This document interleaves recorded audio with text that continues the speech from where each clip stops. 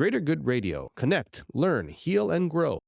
Breathwork will have the ability to make you sleep better. So one of the guys over that came on Sunday texted me and saying he has an Aura ring. Have you ever heard about those sleep things? He goes, I had a full night, 8 hours of sleep and never woke up. That has never happened to me. So I get these all the time of what breathwork has done.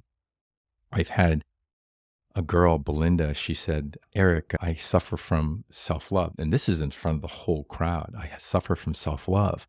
So in my breathwork journey, I meet my younger self and we go free diving and together, and we're just having the most wonderful time. And then we come back and we both meet our older self. And our older self looks at us and says, you guys are going to be fine.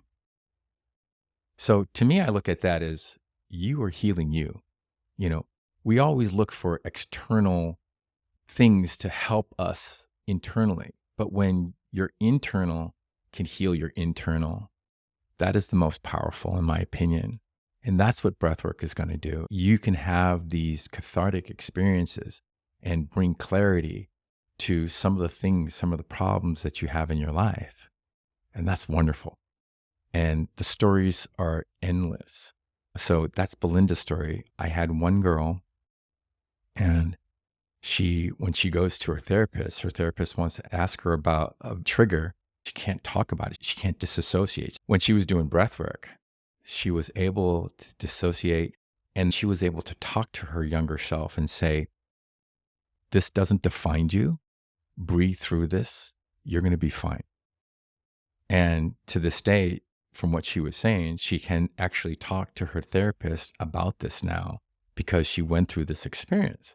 So I'm like going, oh my God, this is, huge movement forward and changing of the chapters that now she can actually walk forward and talk about this thing. And hopefully, again, find this cohesive wholeness that we need to all walk through, because we all have problems. And if we can find some clarity in that and move forward and be whole, that's wonderful. The way you're describing it is similar to a psychedelic experience. No question. And without the psychedelic, and then you don't have all it's not as long. I always say, I'm not making this up. I've been to every one of these things. And what I hear and what people hear, that share at the end usually gets long. People love to talk. And the last one, not a lot of people talked. And maybe it was because it was such a big room. There was over 65 people in the room. But I have the headphones, as you know, and that gives you the ability, it's a game changer to go inward and not hear someone else scream and all that kind of stuff. So it does help. But when you hear what people talk about, and you know that there's change going on, and the amount of emails that I get or the texts that I get through social media after an event like that, and people are going, oh my God, someone just came in, names have been changed to protect the innocent, but someone just said, I had a hard time, I was struggling. And then all of a sudden she kind of broke through.